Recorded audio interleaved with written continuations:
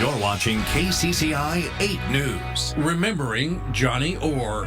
Oh, I don't think I had any legacy coach. I did, but I had a great time coaching. And basketball fans across the state had a great time watching him. He was basketball. He's what brought basketball to Ames, Iowa, and Iowa State University. It was a testament to Orr himself as a man, when he walked in a room, the entire room lit up. as a coach with the most wins in Iowa State basketball history. That's a pretty good record. I don't care what anybody says.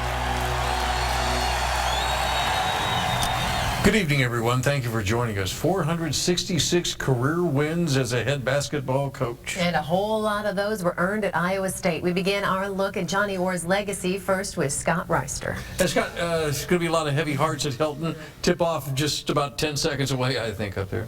Yeah, against Northern Illinois. I mean, for this to happen on this day with everybody in the building that he helped create and bring the Hilton Magic back, Cyclone Nation just lost a legend. You don't always get a coach whose smile and personality shine so brightly.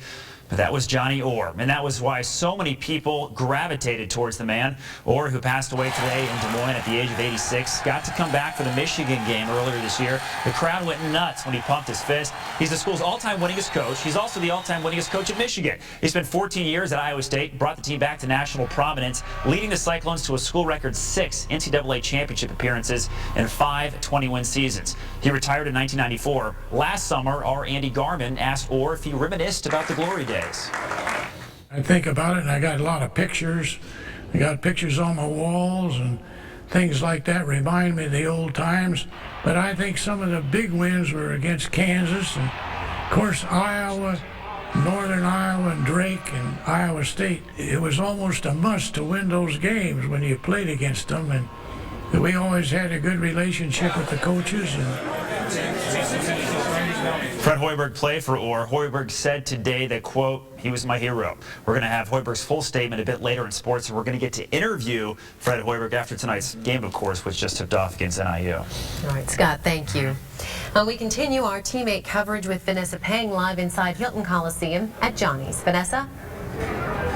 Stacey, that's right. The game has just started here at Hilton Coliseum, and I'm here at Johnny's, a lounge dedicated to Orr. And as you can see behind me, fans have placed flowers in front of a statue of Orr, and that pile has grown immensely since we've been here at 5 o'clock. And there's even a drawing that's been placed there. And also, as you can see in the statue, Orr is doing his famous fist pump. Orr's friends remember a man who changed the Iowa State basketball program and brought Hilton Magic here to Hilton Coliseum. People who knew Orr best say he was the type of guy when he walked into a room, the entire room would light up. They tell us Orr was not only a great coach, but a great person with a sense of humor and a way of making every person feel good about themselves. I'll miss his sense of humor. I'll miss the way he treated people. He treated everybody the same. He treated everyone great. Called everybody coach. You know, he was the only coach in the room, but he's calling everybody else coach. Johnny Orr will never be forgotten at Hilton Coliseum or at Iowa State.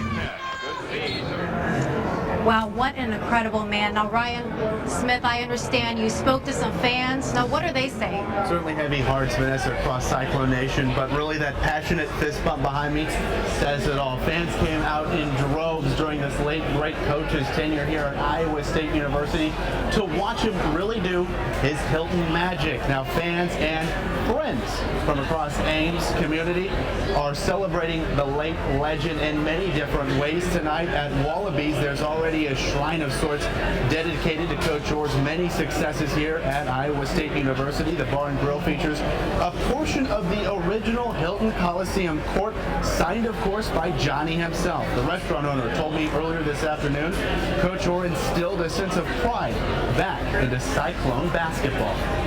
He initiated basketball in this area. There was virtually no basketball. I hate to say it, but there was no basketball until he came up. There was no Hilton Magic. He built it. It's the house that Johnny built. The house that Johnny built sums it up just perfectly as we honor this late, great legend. Of course, fans out here at Hilton Coliseum and the players themselves fighting tonight for a win in his honor. Ryan Smith and Vanessa Pang reporting tonight from Ames. Thank you.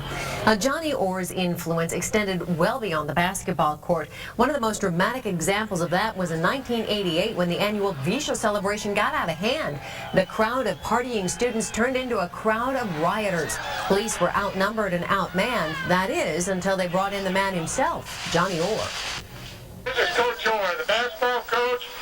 Coach Walden is here too. You've had a big weekend now, and if you're going home, they'll be all over here. It worked. After Orr told the crowd to leave, the rioting stopped and the streets became peaceful once again. People all across Iowa are sharing their thoughts on social media, like this one. The father of Hilton Magic, you will never be forgotten by Cyclone Nation, Johnny. Rest in peace. Another one writes, RIP coach, you were Hilton Magic. He made me a Cyclone and a family of Hawkeye fans. And finally, in heaven, they are opening the gates yelling, here's Johnny. We'll have much more on Orr's passing later in sports, including a look back at his 14-year career at Iowa State, plus Coach Hoiberg's reaction to the loss of his hero.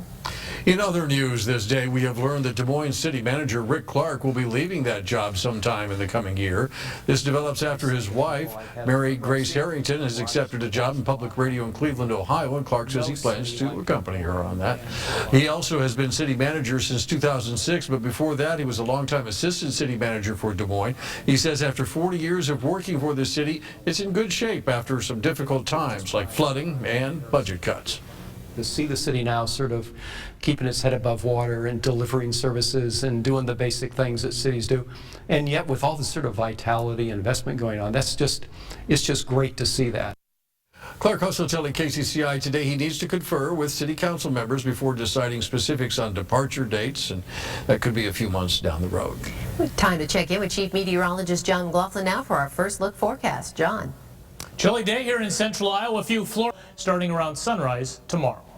Thank you very much, John. Taking a look at news from the crime beat tonight, there's new information coming out in the case of a Des Moines police officer who has been charged with domestic assault. Police say 33-year-old Cody Grimes has been suspended with pay. He is accused of beating his girlfriend. Grimes appeared in court this morning and was released on $1,000 bond. An arraignment is set for February 11th at 8:30 in the morning. We're also learning more about the nearly 14-hour standoff in Waukee yesterday. Police there have confirmed that the man who held police at bay for that period of time, 48-year-old Michael Fanbecker, he was found dead from a self-inflicted gunshot wound inside his home at 1410 Rosencrantz Drive. Police are not saying what triggered the standoff. No one else was injured. The Des Moines Social Club raised more than $3 million to renovate the old downtown Des Moines Fire Department headquarters. And tonight they take a break from construction to host a New Year's celebration in their new home. Mark Tauschek reports, new at 6. You guys can perform at 10:30.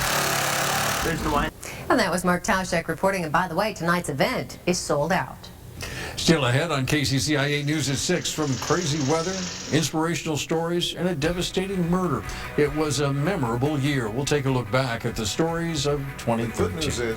And later in sports, we will continue our coverage of Johnny Orr's passing, looking back at the highlights of his career at Iowa State.